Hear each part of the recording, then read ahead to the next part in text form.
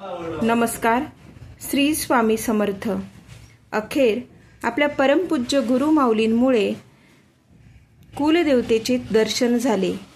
अनुभव असा की आम्ही सर्व चाकण केंद्रातील सेवेकरी आमच्या कुटुंबासोबत कुलदेवतेच्या दर्शनासाठी व मान सन्मानासाठी माहूरकडे दिनांक 15 ऑगस्ट रोजी 20 सीटर बसने दुपारी चाकणमधून निघालो होतो.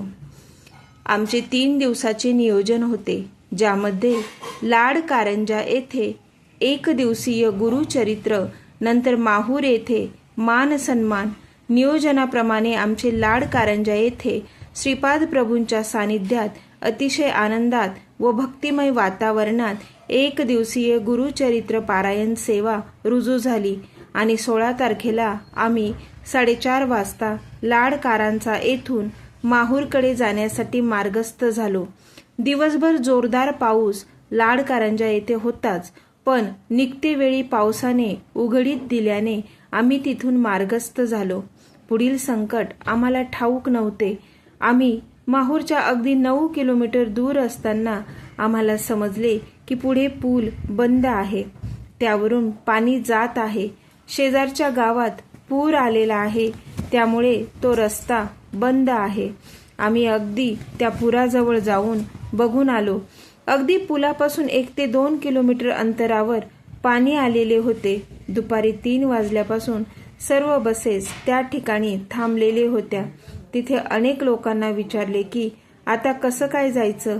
त्यांनी सांगितले आहे, एकमेव मार्ग आहे तुम्हाला जाण्यासाठी, कारण वरतून धरणातून खूप पाणी सोडलेले आहे आणि ते आता कमी होणे शक्य नाही.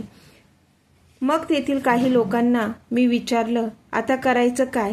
त्यांनी आम्हाला 3 किलोमीटर अंतरावर एकवेरा देवी संस्थान या ठिकाणी जाण्यासाठी विनंती केली. तुम्ही तिथे आराम करा. त्यातच एक मनुष्य आम्हाला भेटला, त्याचं आडनाव शेख होते. त्यांनी आम्हाला पूर परिस्थितीची माहिती दिली व त्याचा नंबरही त्याने दिला. त्याने सांगितले, रात्रभर कधीही पूर ओसरला तर मी तुम्हाला फोन करेल. तुम्ही इथे या. त्याचा नंबर घेऊन आम्ही एकविरा संस्थानाकडे निघालो. तिथे गेल्यावर आम्ही जेवण केले व आरामासाठी गेलो. सर्व महिलांना व्यवस्थित जागा करून आम्ही पूर परिस्थिती पाहण्यासाठी गेलो. बघतो तर मंदिराला खेटूनच पुराचे पाणी वाहत होते. त्यातच त्यातील एक जण म्हटला की पूर 2 दिवस उचलत नाही, कारण वरतून धरणाचे 10 दरवाजे उघडले आहे. त्याचे पाणी सकाळपर्यंत येईल. हे ऐकून काही मंडळी आमच्यातली परत जाण्यासाठी बोलत होते, पण म्हटलं एवढ्या जवळ आलो आणि 9 किलोमीटरवरून कुलदेवतेचे दर्शन हुकणार या विवंचनेत मी असताना माझ्या डोक्यात माऊलींचे हितगुज आठवले. जसे की माऊलींनीच मला आठवण करून दिली. त्यामध्ये सांगितले आहे की नदीला पूर आल्यावर कोणता तोडगा करायचा, कोणता उपाय करायचा, आणि तो उपाय मी तात्काळ त्या ठिकाणी केला व नदी मातेला आम्ही सर्वांनी विनंती केली. माऊलींनी दिलेला उपाय केल्यानंतर रात्री 1 वाजता 2 फूट पाणी कमी झाले होते आणि सकाळी 9 वाजेपर्यंत जवळपास सर्व पाणी कमी होऊन गेले होते व पूल उघडा झाला होता. लगेच तात्काळ आम्ही त्या शेख नावाच्या व्यक्तीला फोन केला तर त्यांनी सांगितले, लवकरात लवकर निघा, पूर ओसरला आहे, गाड्या निघत आहे. आम्ही तात्काळ त्या ठिकाणी गेलो. गाडीतून खाली उतरून पुलावर गेलो आणि त्या पुलावर शेख नावाची व्यक्ती आणि त्याची गाडी चालली होती. आम्ही त्याला लांबून हात केला आणि त्याच्या गाडीजवळ गेलो. त्याला धन्यवाद केले. त्यांनी पण धन्यवाद केले आणि त्याची गाडी आमच्यापासून पुढे जाताच त्या गाडीच्या मागील काचेवर लिहिले होते, भिवू नकोस, मी तुझ्या पाठीशी आहे. ते बघून मी एकदम स्तब्ध आणि निशब्द झालो, कारण महाराजांनी आमच्या यात्रेची सूत्र हातात घेतली होती असे आम्हाला वाटले आणि आम्ही कुलदेवतेचे दर्शन अतिशय सुंदर पद्धतीने झाले. ते फक्त माऊली आणि महाराज यांच्यामुळेच.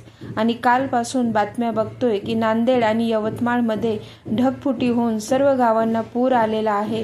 आणि आम्ही स्थानिकांना फोन करून विचारले असता त्यांनी सांगितले आहे की माहूरचा पूल काल संध्याकाळपासून पूर्णपणे बंद झालेला आहे. म्हणजेच याचा अर्थ असा की आमच्यासाठी महाराजांनी पाऊस थांबवून तो पूर ओसरवला व आम्हाला देवीचे दर्शन दिले. धन्य धन्य ती नारायणी गुरु माऊली. श्री स्वामी समर्थ गुरु माऊली की जय. गिरीश धनवटे व प्रवीण अंबरे या दादांचा हा अनुभव आहे चाकण प्रधान केंद्र येथील. स्वामी भक्तांनो, बघा, तुम्हाला पण हा अनुभव आवडला असेल तर व्हिडिओला लाईक आणि सबस्क्राईब नक्की करा आणि त्याचबरोबर कमेंटमध्ये आपल्या महाराजांसाठी श्री स्वामी समर्थ असे लिहा.